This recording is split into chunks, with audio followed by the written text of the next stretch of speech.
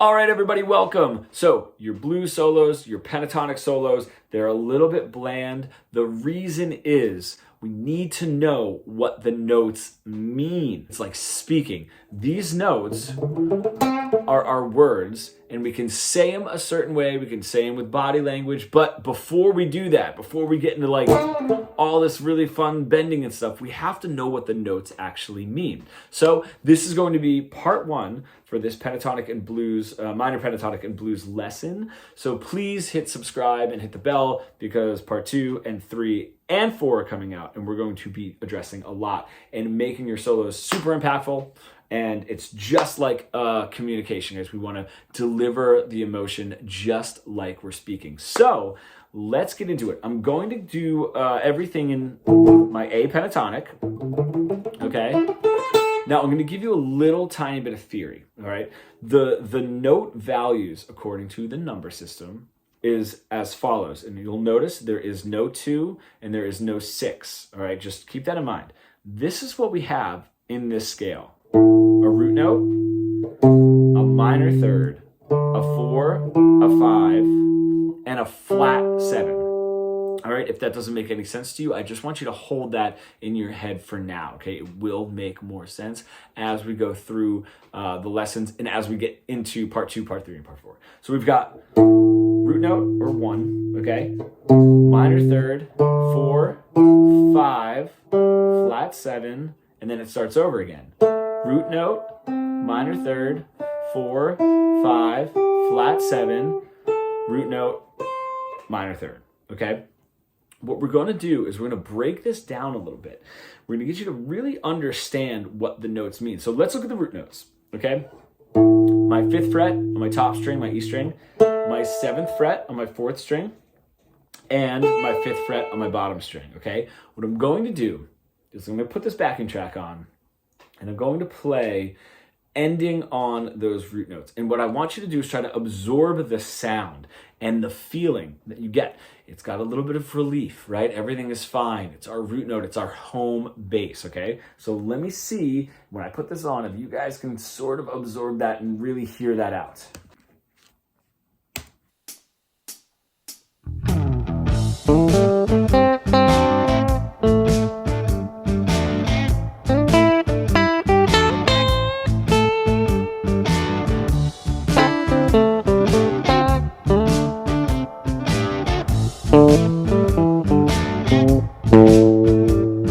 Able to hear that? Everything sounds like nice and safe. We're at home. It's nice and cozy.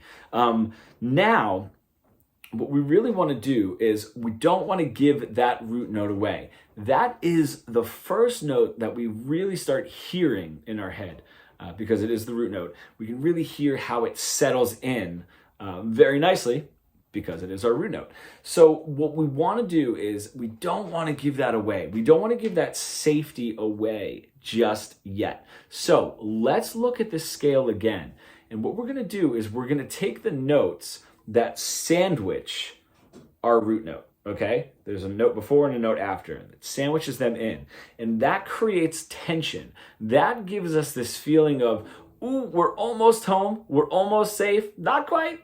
And it makes you want that root note a little bit more. So we're going to go over this. Now, because this first note starts right on the root, there is no note before it unless we move out of position. So we got our root note, okay? The next note, our minor third, that's what's going to build a little bit of tension, okay? Then we've got our 4 and our 5. And then if you look, our flat 7 sandwiches our 1 with the minor third.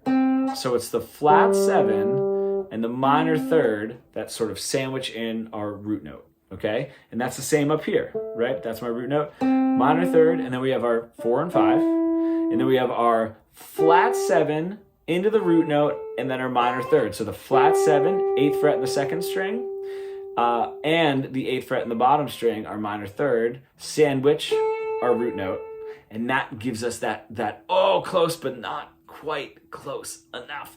Now, what I'm going to do is I'm going to put this backing track back on, and I'm only going to play phrases that end on those tension notes. And I want you to see if you can really get that feeling of like, oh, come on, give me the root note, okay? Let's see what we got.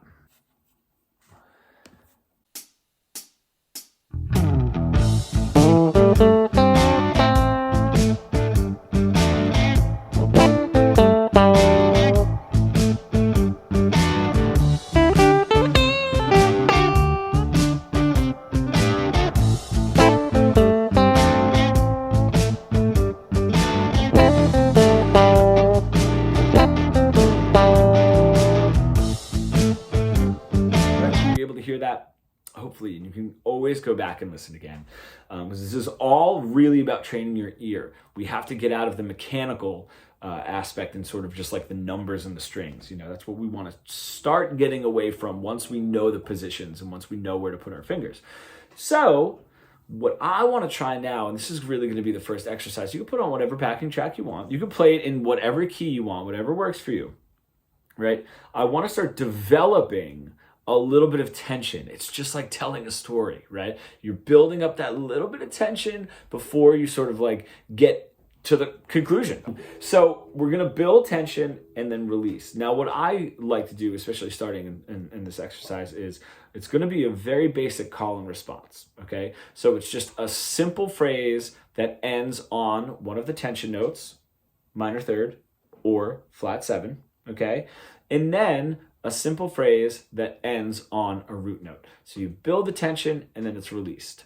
You build the tension and then it's released, okay? So, and this is what it sounds like, and it does not take much to make it sound musical. Sometimes we want to play way too many notes. That's the same thing as like just saying way too many words without there being any meaning behind them, okay? So here we go, call and response.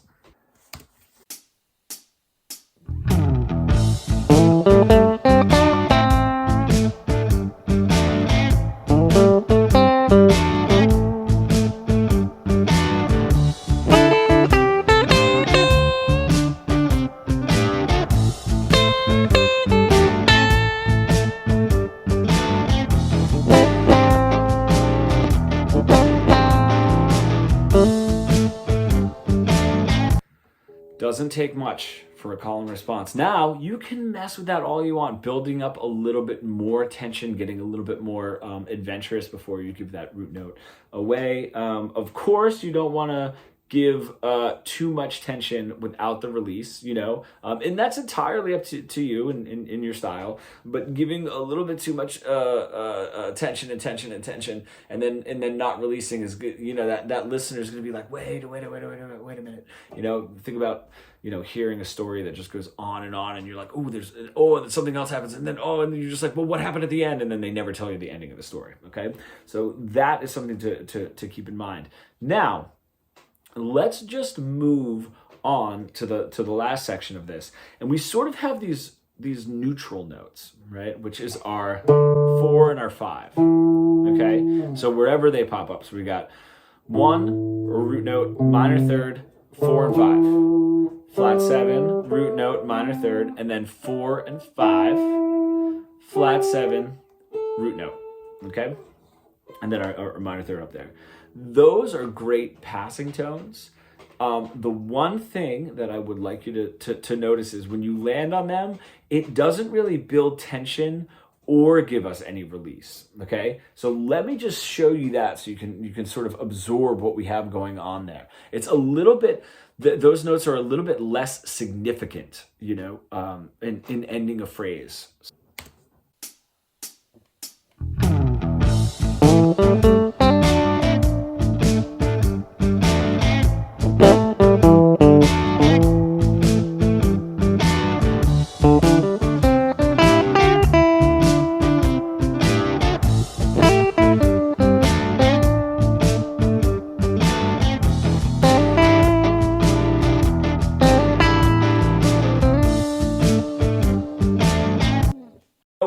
It almost reminds me of a story that just, if you've ever listened to just someone telling a story and you're almost just like, I don't really know why you told me that. Like, it wasn't interesting, there was no climax to it. It almost seems like it's a little bit pointless. Like they're ending on insignificant parts of the story and what happened. So bear that in mind. That is not, those aren't completely useless within your tension and release. You might want something that sits somewhere in the middle there, that might start if you have tension and then you kind of move to one of those neutral notes before you release, right? That might help build the tension in a little bit of a stranger way. All right, I wanted to jump in here, do some examples of how the neutral notes can work in sort of playing off of the phrase before it, whether it's a tension or a resolution. One way to think about this is if you have two tension phrases, it's almost like a problem. Like if you're sort of telling a story, you have a problem, and then another tension phrase is another problem. It's not really embellishing the original problem, right? That's how it can come across. Of course, all of this is subjective because we're not dealing with lyrics. This is sort of the imagination kind of taking hold. But so if we have, let's just say, a problem, we have a tension phrase, and then the next phrase is a neutral note, it's sort of just like, hey, this is the problem. And then you're sort of like describing the problem a little bit more. So it lengthens it a little bit and then it resolves. So I'm going to do a couple of examples here, and we can sort of see what happens.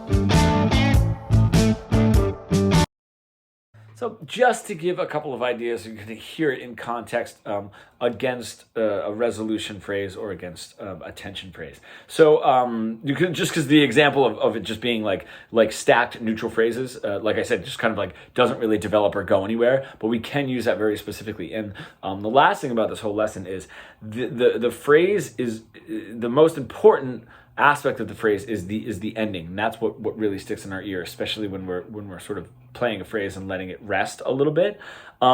They're using a one note phrase. I'm not going to put the backing track on, but if I did 2, 3, 4,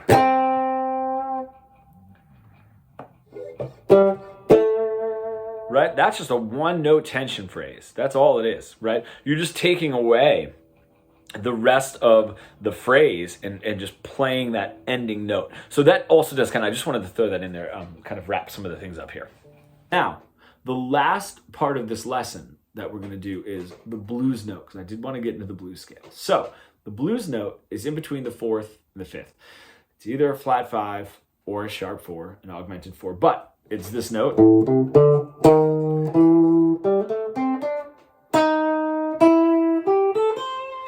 So that 6th fret of my 5th string, and then my 8th fret of my 3rd string. And that note is so tensive. If you hear it against the root, that tritone, actually that interval is so tensive that it's actually illegal. I don't remember in what classical era it was, but it was actually illegal to play because it was so tensive that they thought it was the devil's note. So now, how we're going to actually utilize that, right? That note is it's such a tension builder that you're gonna have to be a little bit careful with how you're using it, right? Not to use it too much. I'm gonna throw it in the beginning of this. I'm gonna throw it in, ending a phrase on it. You're gonna hear how much tension it really builds, and then I'm just gonna use it within a phrase. Okay, so here we go.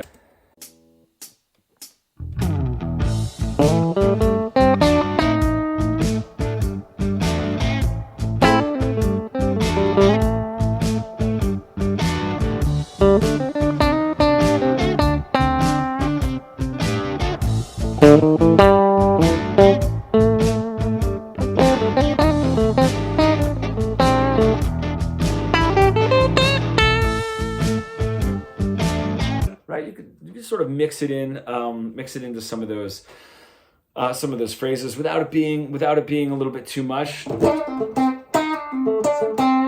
You know, and it really, really spices things up. And you'll notice, woo, man, if you can really hear that out, and if you want to go back and listen to that last example, really ending on that is like, woo. It's almost like if you like, I don't know, bite into something like super sour or like super spicy or something like that, and you're just like, woo, it's good, right? If it was just like a little bit on whatever you were having, but that, woo, that's a lot, you know, that's a lot to throw in there. So that's the whole lesson. I know I'm speaking very quickly because I wanted to get through a lot of this stuff. So go back and listen to this, you know, listen to the examples and absorb it. Of course, I'm always here for questions, and we are going to move on to part 2, part 3, and part 4, where we're going to start exploring the other positions of the pentatonic and why we need to really know the language of that first position before we move forward, okay? Thank you, everybody. Thanks for sticking with me for the whole video, and I will see you on part 2.